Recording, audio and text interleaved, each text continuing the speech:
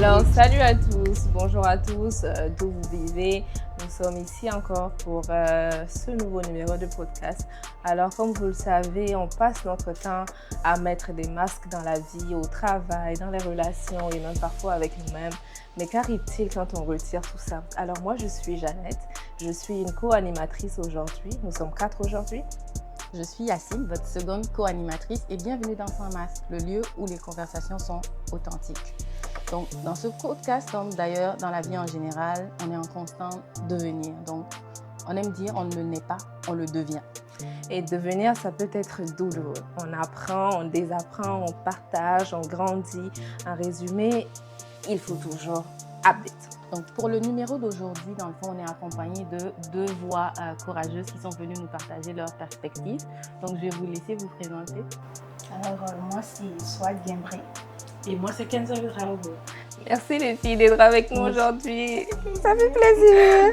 Parfait. Donc, le thème d'aujourd'hui, c'est sans transition. Ça va vraiment, on va rester dans le cadre de la santé mentale.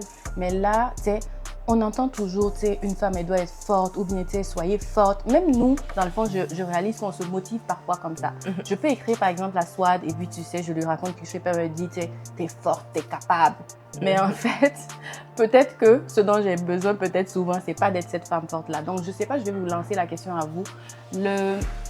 Cette image ou, je sais pas, ce mot femme forte, femme battante, qu'est-ce que ça vous évoque? Moi, en fait, cette notion de femme forte, femme battante-là, ça résonne quand même négativement dans ma tête. Parce que j'ai l'impression que de nos jours, le socle du vrai problème, c'est l'attente qu'on a autour de cette notion-là. Exact. En fait, on attend en fait à ce que la femme, elle écoute juste sans parler, qu'elle souffre en silence, qu'elle continue, même quand elle est brisée en fait. Et la souffrance dans ce cas-là, ça devient en fait comme, je sais pas comment je vais expliquer ça. Mais ça devient comme si c'était normal en fait de souffrir. Tu souffres, oui, je suis une femme battante, j'accepte, je souffre, c'est normal. Exactement. Et toi, Kenza, qu'est-ce que ça t'évoque? Moi, de mon point de vue, être une femme battante ne veut pas dire forcément souffrir ou passer par différentes épreuves. Et être femme battante, tout dépend de la manière dont tout un chacun l'interprète. Et il y a du monde qui voit une femme battante négativement, comme il y a d'autres aussi qui le voient positivement. Moi, je peux dire que je suis une femme battante, mais je le prends du côté positif. Ok. Exactement. Et moi, de ce que je comprends, je trouve que c'est un sujet large et confus dépendamment du lieu dans lequel on vit. Admettons ici, j'allais dire, une femme battante, ici au Canada par exemple, une femme battante, je peux dire que c'est bien vu parce que les gens te voient comme quelqu'un qui a de l'ambition, quelqu'un qui sait où est-ce que tu vas, une femme, j'allais dire, prometteuse pour, idéalement, si tu veux t'engager avec elle, c'est comme voilà, c'est comme un bon potentiel, je peux dire. Et tandis que dans d'autres contextes, j'allais dire d'où je viens, je vais me rattacher à d'où nous venons, comme en Afrique, dire qu'une femme est battante, je trouve que ça a une connotation négative, comme Swad l'a dit. On se dit souvent, c'est négatif dans les deux sens, où soit que on l'associe à des comportements ou à des choses qu'on se dit, elle n'a pas besoin d'un homme, tu vois, on n'a pas besoin de ci. Et je trouve que ça mélange le tout. Et souvent, ça limite justement ces femmes-là vraiment qui veulent juste développer le meilleur d'elles-mêmes, mais elles sont contraintes avec toute cette vision. Fait que je trouve que c'est trop vaste pour moi. C'est trop vaste aussi, mais j'allais revenir justement, vous avez eu de très beaux points. Moi, ici, je vais rejoindre Swad malheureusement parce que je le vois aussi de connotations négatives. Avant, si tu me disais que j'étais une femme battante, je te dirais que oui, je le prenais comme un compliment. Mais maintenant, c'est pas comme un compliment, mais j'ai peur de ce compliment. Parce que ça rejoint, c'est les attentes. Et je pense que je sais pas si souvent on réalise le poids en fait, de ces attentes-là et puis qu'est-ce que ça fait sur le mental. Donc, ça fait peut-être la transition aussi pour ma prochaine question que j'allais vous poser. Est-ce que vous pensez justement que ce poids des attentes-là ou justement le fait de se dire femme forte ou femme battante, est-ce que ça t'a déjà empêché peut-être de parler ou d'exprimer certaines émotions ou de demander même de l'aide parfois? Mais je te vois Kenza sourire, on va aller directement vers toi. Avant. Mais moi, j'aurais une question. Est-ce que vous pensez qu'on dit femme battante, c'est quelqu'un qui a forcément déjà réussi ou qui a déjà de l'argent? Bon, c'est pas forcément une question d'argent quand on parle de femme battante. Comme, moi, quand j'entends femme battante, je vois les gens dire ok, elle se débrouille seule, comme elle est indépendante, c'est ça. Tu vois un peu. Donc, c'est pas forcément comme en lien avec de l'argent. C'est ça. Et donc, être femme battante, c'est comme se débrouiller. On sait que comme si j'ai 100 dollars, peut-être je pourrais faire des activités pour me multiplier, que ce soit 200 dollars. Donc, moi, je me considère comme une femme battante. Mais cela ne va pas être un frein pour moi de demander de l'argent à quelqu'un, genre comme à mes parents ou à qui que ce soit, parce que je veux faire quelque chose, parce que je me vois comme une femme battante. Non, je suis une femme battante, mais je n'ai pas l'argent pour le moment. C'est à devenir. Mais si on ramène, si on élargit un peu plus au-delà du domaine financier et on te parle un peu plus du domaine aussi, même toi, cette perception-là, ici, est-ce que quand tu as besoin d'aide, pas forcément financier, et même relationnel, professionnel, tu sais, c'est un peu plus ça parce que c'est vraiment je pense que c'est culturel, cette histoire de femme battante. C'est pas chez les Blancs. C'est vraiment chez les Noirs, justement, un peu comme tu l'as souligné. C'était pour souligner la résilience des femmes noires, tout ce qu'elles ont traversé, justement. Mais aussi, je me demande, est-ce que, en fait, c'est perpétué aussi par nous, même les femmes. Est-ce que les femmes, nos mères, peut-être, elles n'ont pas des attentes, elles ne trouvent pas que nous, notre génération, on est faible comme femmes, tu vois? C'est un peu ça. Mais, tu sais, si on ramène un peu aussi, est-ce que toi, peut-être, est-ce que ça t'a déjà empêché peut-être d'aller demander de l'aide? Non, Ou moi, pas du tout? Personnellement, pas. Non. Moi, Mais ça ne me dérange pas de demander de l'aide quand il le faut. Mais ça, c'est parce que je sais maintenant, je suis consciente. Mais avant, en fait, comme j'allais vraiment m'isoler et puis comme j'aurais peur, en fait, du regard et du jugement des autres. Le fait que les autres allaient me voir comme quelqu'un de faible, d'incapable, comme je n'allais pas supporter, en fait, le poids du regard de la société. Exactement.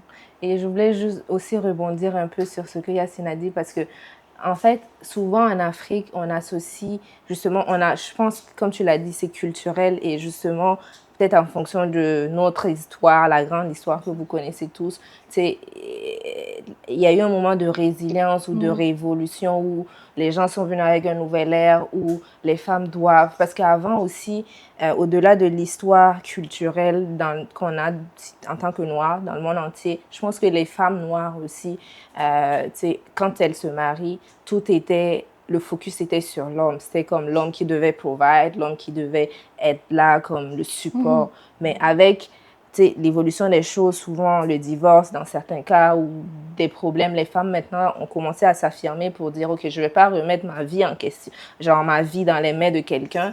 Donc je pense que ce mouvement peut-être aussi est né de là où les femmes ont commencé, mais souvent, bon, on est rendu maintenant à un point aussi où tout est mélangé, tu vois, tout est fait marche arrière parce que en fait on est engagé, mais un engagement où on veut pas trop les. Mais moi j'ai l'impression que selon vous, si je comprends bien ce que vous voulez dire, quand on dit femme battante là, on n'a pas besoin de personne pour avancer.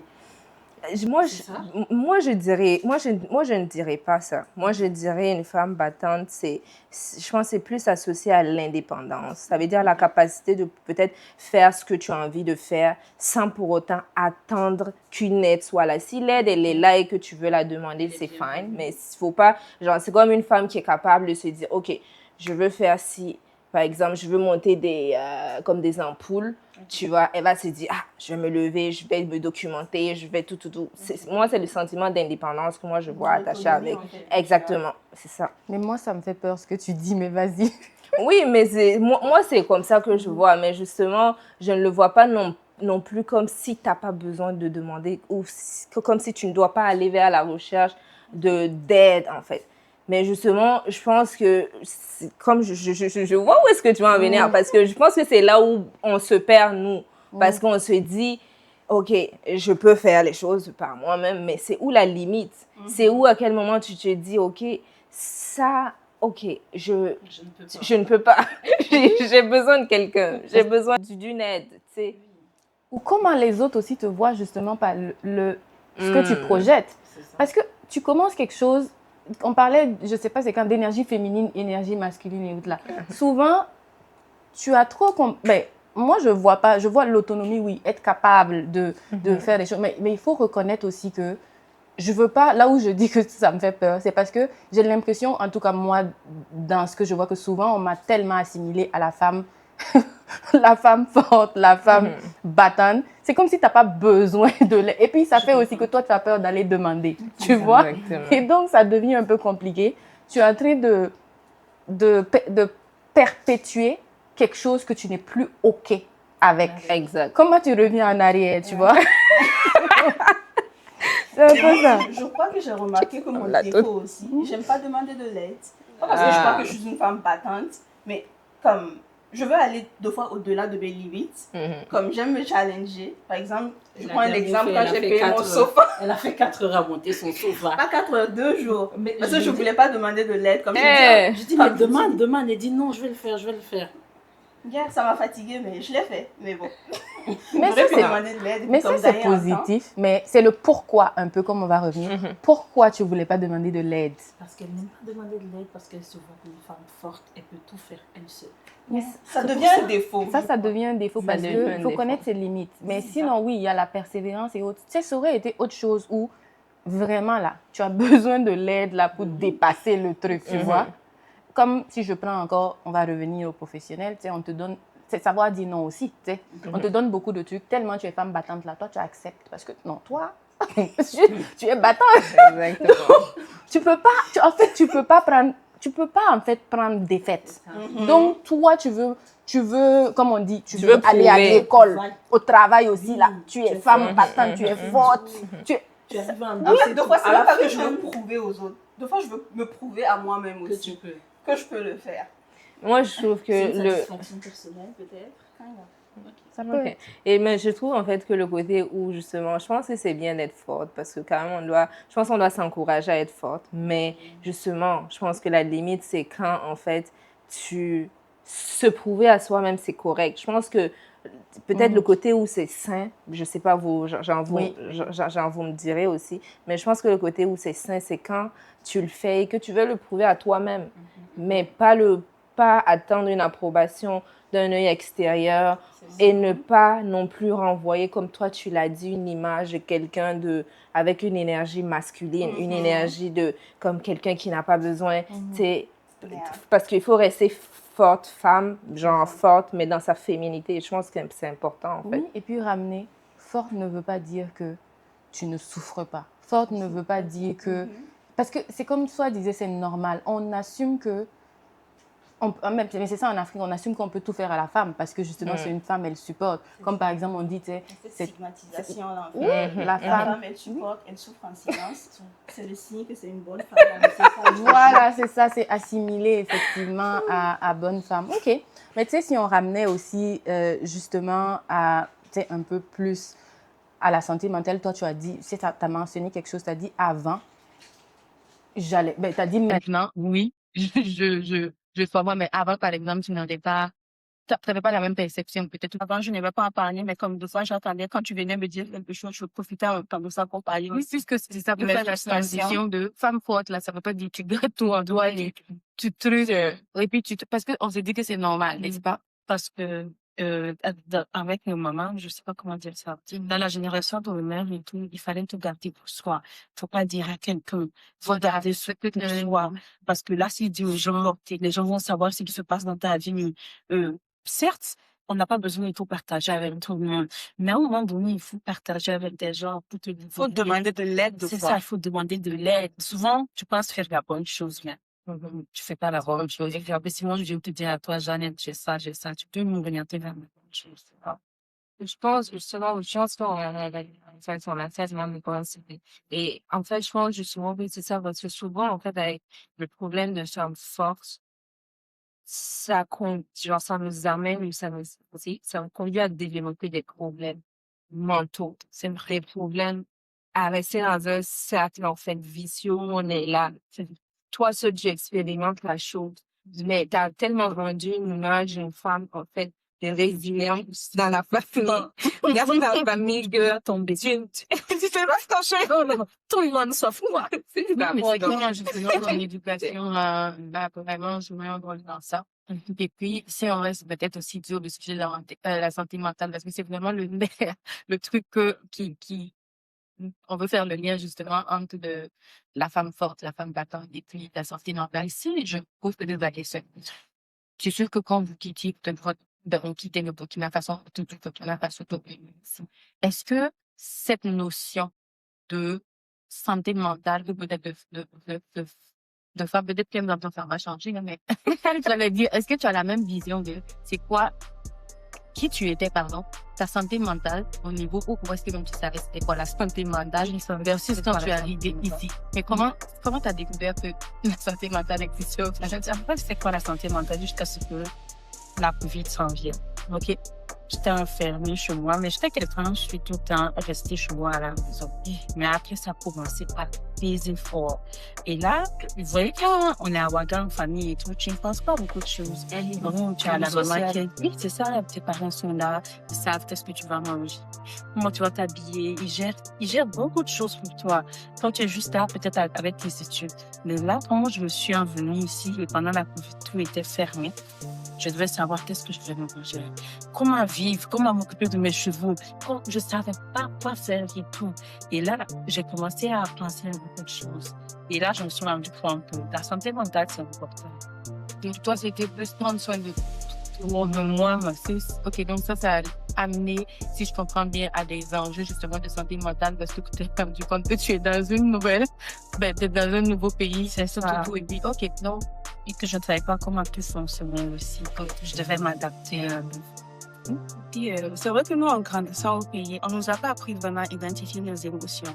Donc, c'est sûr que à chaque fois, quand tu avais de l'anxiété, que tu pleurais, que tu t'isolais, comme on identifiait ça en fait comme peut-être des caprices, bien comme c'est une phase temporaire, ça va passer. Mais comme on n'allait pas au-delà en fait de ça. Comme il n'y avait pas vraiment un diagnostic, il n'y avait pas de signal comme c'est ok, elle ne va pas bien.